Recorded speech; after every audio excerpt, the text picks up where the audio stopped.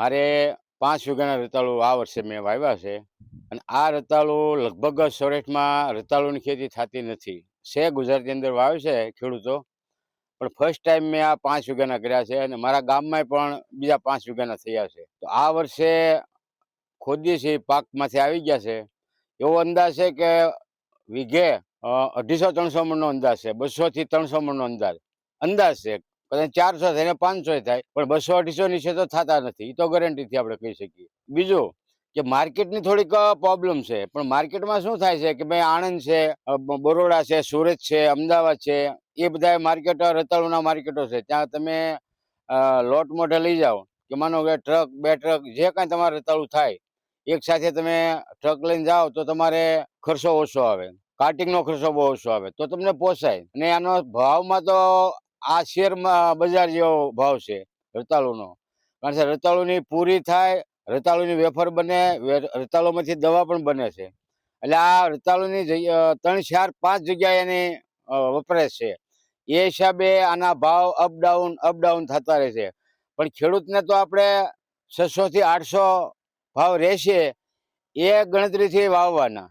અને મેં તો આને આ વર્ષે માંડવો કર્યો છે. માંડવામાં ખાસો ખર્ચો આવે છે. કારણ 1 વીઘાનો માંડવાનો ખર્ચો ખાલી તમે ગણો તો 25-30 હજાર રૂપિયા થાય છે.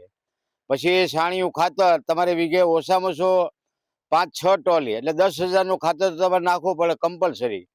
અને આને તમારે વાવણી પહેલા જો મહિને વવાઈ જાય તો દિવાળીયા નીકળી જાય. 7 મહિનાનું આ વાવેતર છે. 7 મહિને પાક આનો આવી જાય તો તમારે લગ્ન સિઝનમાં આના થોડાક ભાવ સારા રહેશે. છતાંય મેં જે પેલા વાત કરી એમ ભાઈ આ રતાળુ છે એ શેર બજાર જેવો છે. અપડાઉન થયા કરે. આના 1200 થઈ જાય, 1500 થઈ જાય, 2000 થઈ જાય, પણ 600 નીચે ક્યારેય થાય નહીં. હાવ નીચામાં નીચો ભાવ 600 છે, ઓછામાં ઓછો ભાવ 2000 પણ આવે. તો આવી રીતે અમે આ વર્ષે ખેડૂતોએ સાહસ કર્યું છે.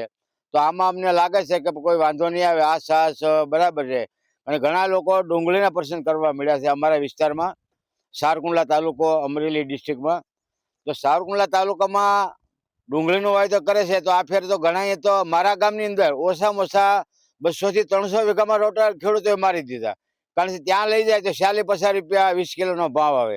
આજે 20 કિલોની મજૂરી ગણે ઓછામાં ઓછી તો 100-150 રૂપિયા તો મજૂરી ચડી જાય છે.